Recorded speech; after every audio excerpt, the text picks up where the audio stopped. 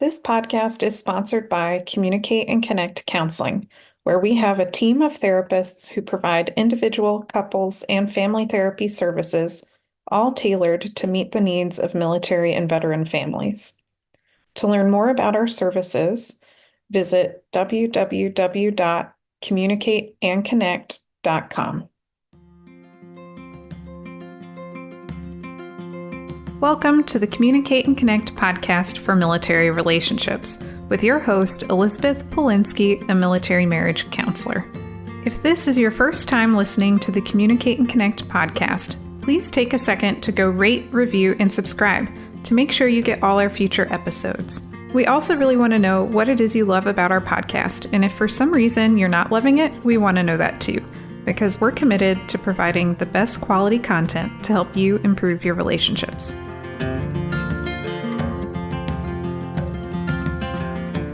You're listening to episode 23 on marriage meetings.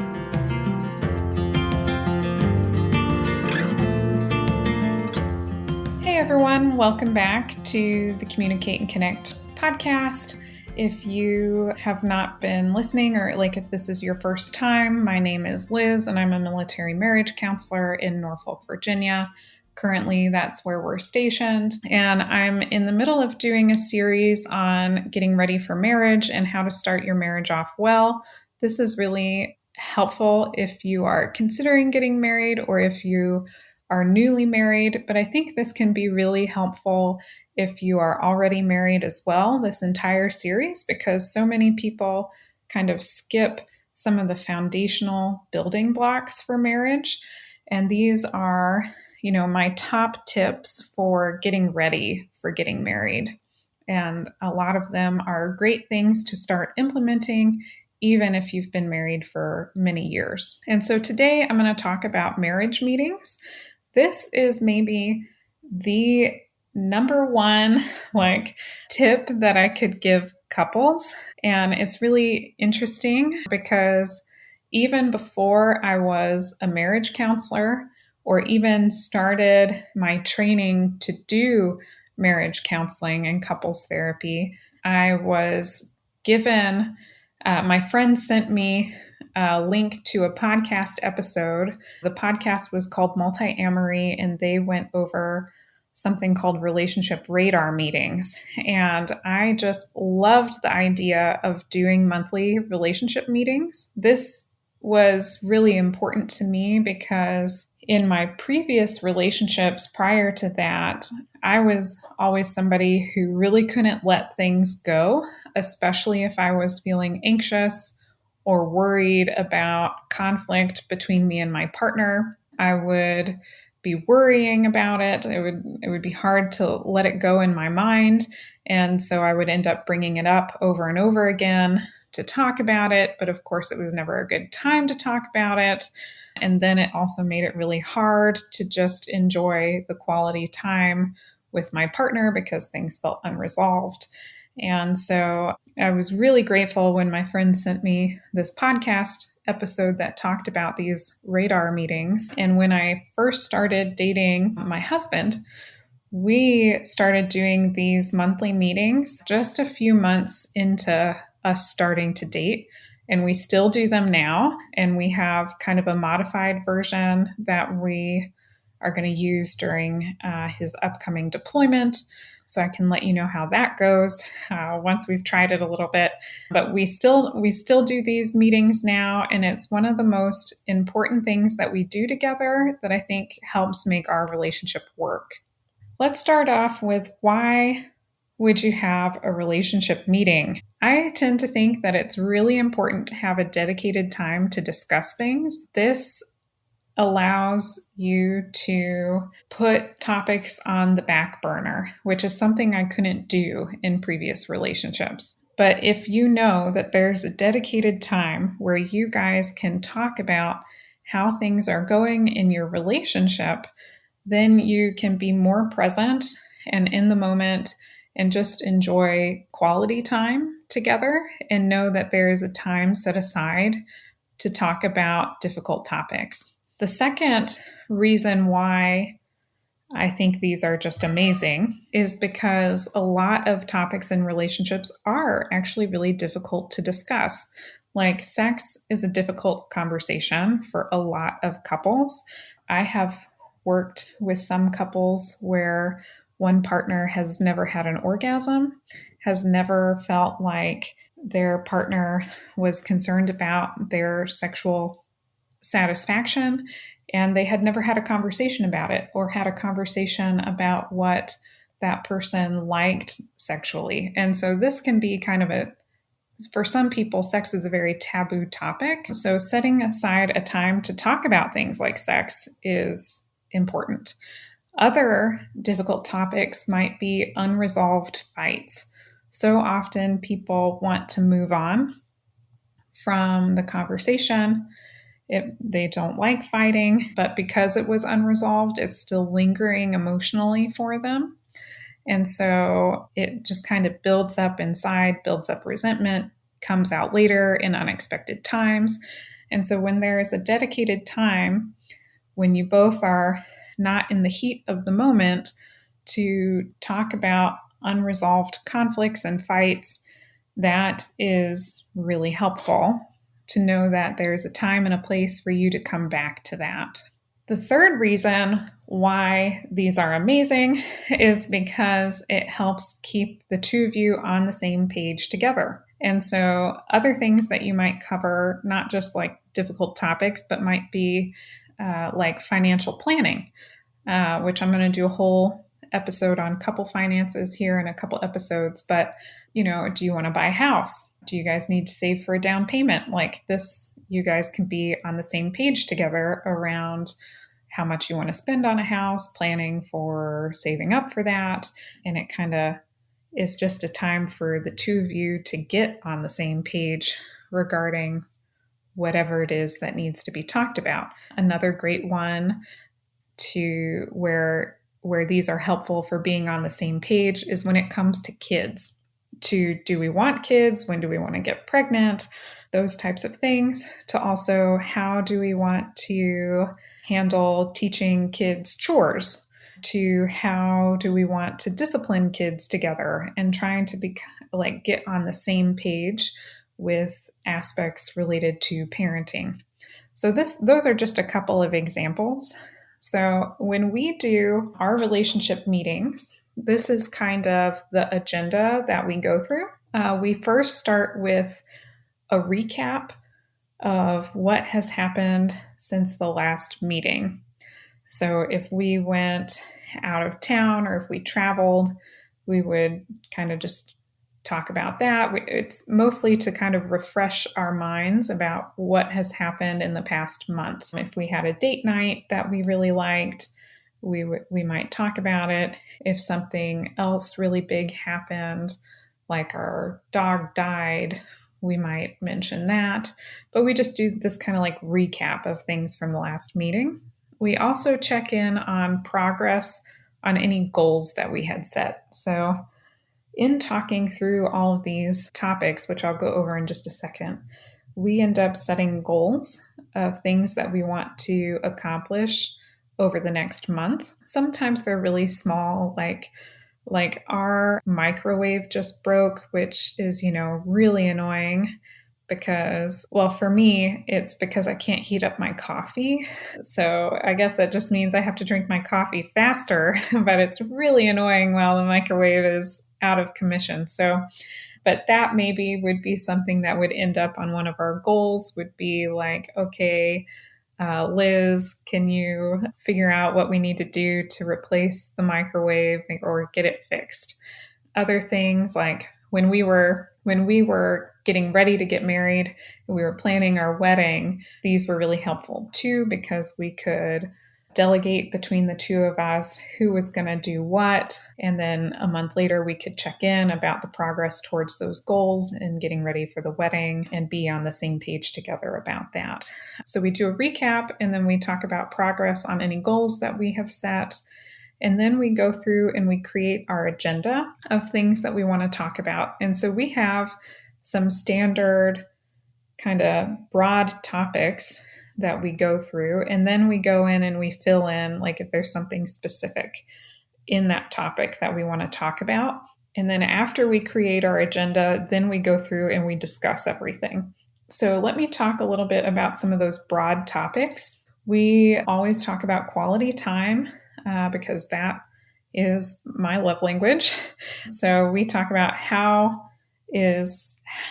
are we doing with the amount of quality time we're spending, and how is the quality of our quality time together. And then we sometimes use that for planning for the next month. What are some things that we think would be fun date nights or things to do for quality time together? Another category we have is health.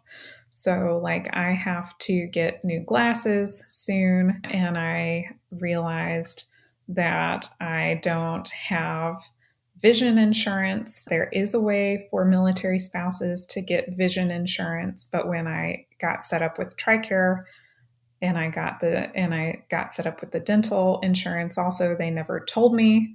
And they actually said, oh, we don't offer vision insurance. And I just recently found out, okay, actually there is a way for spouses and dependents of active duty military to get vision insurance through benefits, which is the insurance that is done for federal employees, civilian employees, in case you're curious. So, like, this is something that I would talk about me personally under a health category. I suppose it could also be under a financial category.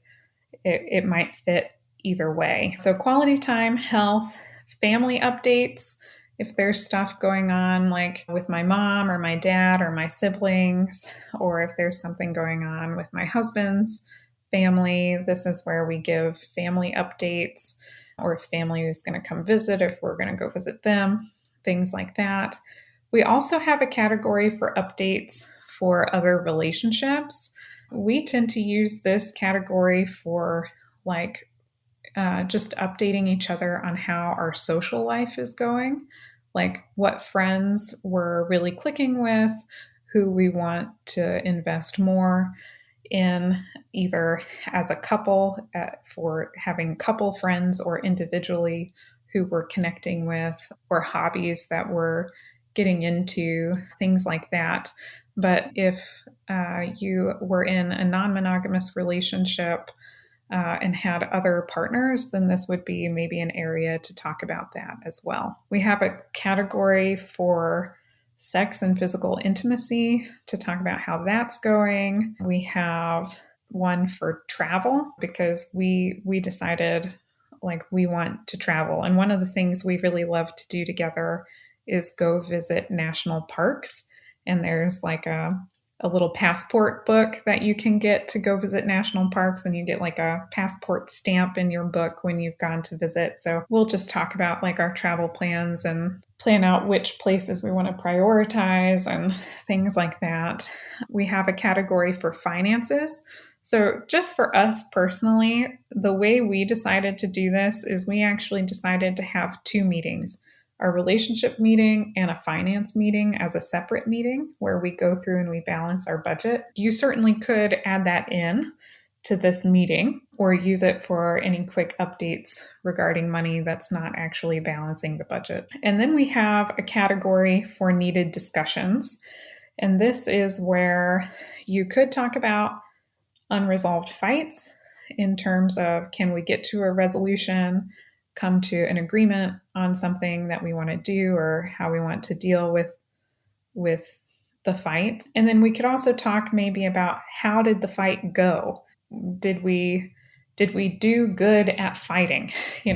Did we both feel respected and cared for even though there was a disagreement, or did it get kind of ugly? How do we want to fight better in the future? What could we have done differently? So sometimes we'll talk about the process of how a fight went, but also we'll talk about just other things that need to be discussed. Maybe family planning for us falls into this category. Our timeline for having kids, do we want to wait before, do we want to wait until after I'm done with my PhD program or not? That's something we might talk about. And, just any sort of needed discussions. Like I think when Bella, who is my therapy dog in training, she's a golden doodle and she is a year old this month in July of 2021. And when we first got her, we needed to get a fence put in. And so it took a while to find somebody to put a fence in, and we talked to different fence companies. And so like that would have maybe fallen in this category of a needed discussion. So if you want the full list that we use for our marriage check-in meetings, you can see the show notes where there is a downloadable form for that. But then so let me just recap. So we do a recap, actually. In our meetings, we start with a recap, and then we talk about progress towards any goals. Then we set our agenda. Then after setting the agenda, we go through and we discuss all the topics. We set our new goals, and then we end on a reconnect, which is where we go on a date together, basically. Sometimes it could be like cuddling and watching a movie. It could be going out on a walk together. It could be going out to dinner, going to see live music, going to a festival.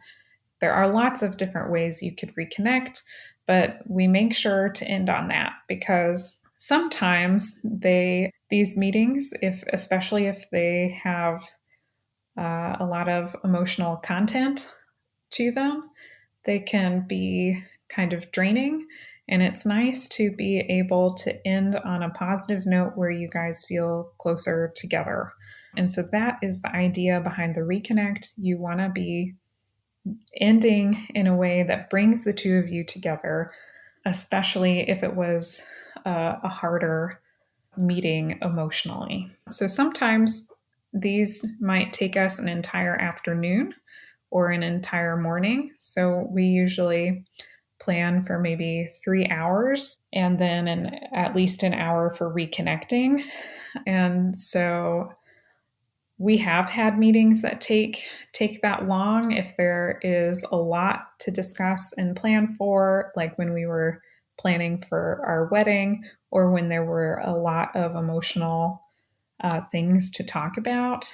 But we just had one like less than a week ago, and I want to say it took us an hour to get through our agenda. There are some times where it goes really quickly and then other times where it takes longer. But your action item for this episode is I want you to go to this episode's show notes and download the template that I use for marriage check-in meetings, because again, this is, I think, one of the top things I like to recommend that couples do. And it's one of the top things that I think has contributed to why my husband and I's marriage is going so well and what allowed us to start things off really well at the beginning of our relationship and that we've just continued doing. So you go to communicateandconnect.com and look for episode 23, and you'll be able to download the template that we use.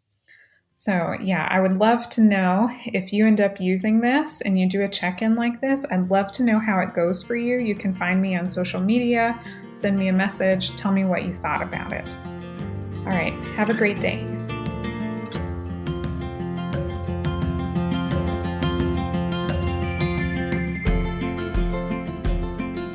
I hope you enjoyed today's episode. If so, please take a second to go rate, review, and subscribe so you get all of our future episodes. Make sure to check out the show notes to sign up for our free 10-week relationship email course.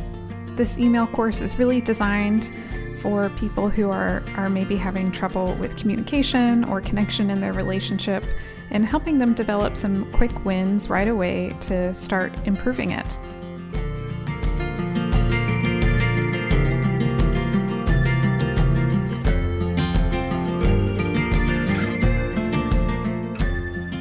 While I am a therapist, this podcast is for educational purposes only and is not considered therapy.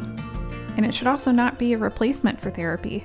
If you think you need a professional of any kind, you should definitely go find one. Until next time.